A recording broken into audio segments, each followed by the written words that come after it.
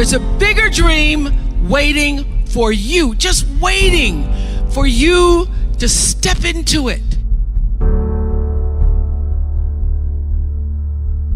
Everything you try to do is already done. So when I figured that out, what I'm putting out is what's coming back, let me get real clear about what it is I'm putting out.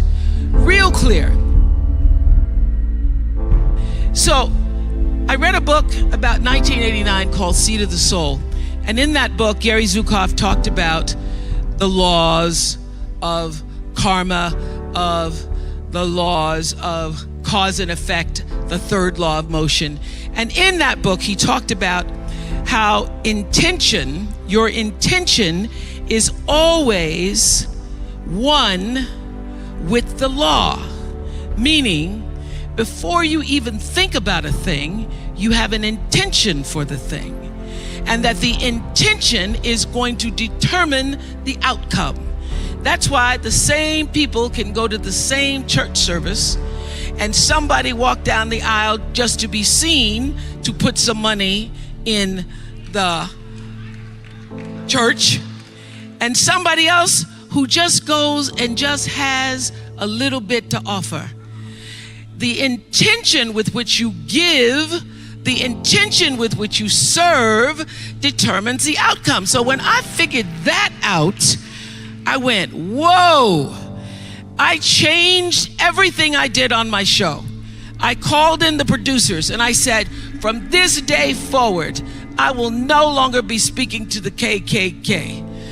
I will no longer be speaking to people who are fighting each other in a way that it is damaging to the character of myself and other people who watch.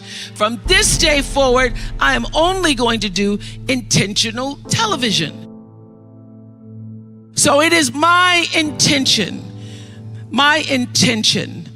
to fulfill the dream of the Creator. It is my intention to live to the highest calling and be pressed to the mark of the highest calling that I have come to do. And when you can ask the Creator, ask that which made you you, what is your dream for me? I guarantee you, instead of you trying to define the dream, what is your dream for me? If you're able to lean into the dream that the universe and all the forces of light and love and power and grace by all the names that we call God has for you, nobody can touch you. Every single day, I would have a pre-show meeting and have the producers come in and state to me, what is your intention? How do we want to use whoever is on this show, whatever is happening on this show, to serve the audience in a way that fulfills the mission of uplifting, enlightening, encouraging, as well as entertaining. And if it doesn't do that, then I can't do it. There's a bigger dream waiting for you, just waiting for you to step into it. To step into it. Your life is big. Your life is huge. And we spend so much time wanting to be in somebody else's life. And you don't get honored, you don't get revered, you don't get celebrating wanting what somebody else has,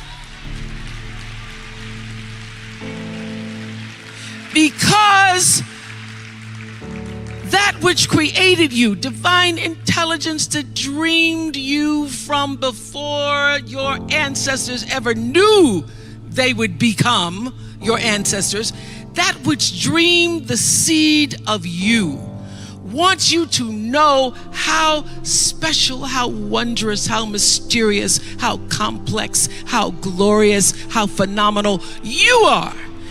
And you get no credit messing in somebody else's territory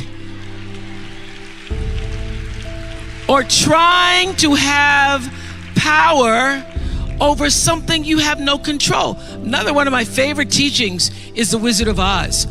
When the Wicked Witch of the West says, go away from here because you don't have any power here, you have no power in any territory other than your own. Oh, but you are the master of that. You get to be the master of your own fate. You get to be the captain of your own soul. And if you just manage that, if you just took care of your territory, oh, the glorious, glorious, glorious, wondrous opportunities and possibilities that are waiting for you. So the question is, what are you resisting? What are you pushing against? What are you not allowing? What are you blocking because you have this idea of who and what you're supposed to be, instead of leaning into the dream that's already been created and waiting for you? It's waiting for you. And the second, it's an instant thing. It's a shift in the way you see yourself and the power from which you have come. I went through some tough times after I left the Oprah show. I made a conscious decision that when I felt I had said all that I could say and the audience had heard it, that I would move on and that I would not spend my life regretting or trying to hold on to what used to be or hold on to what I had. So I dreamed this dream of starting a network. And in the beginning, it was a struggle. It was a struggle because honest to goodness, I did not know what I was doing. I was trying to figure it out. I thought that the Oprah show audience would follow us to OWN, and then I realized y'all didn't have cable.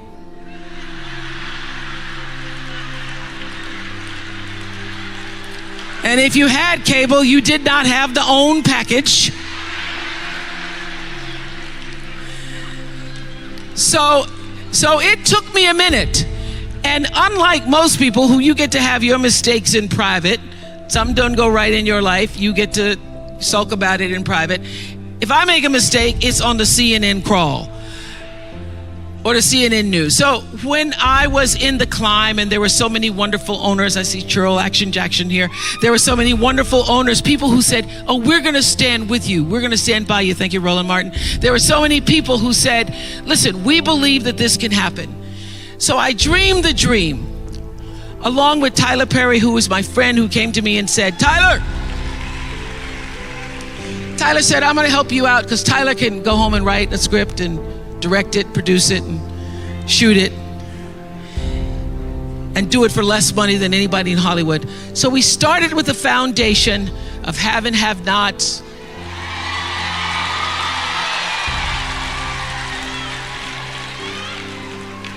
If loving you is wrong,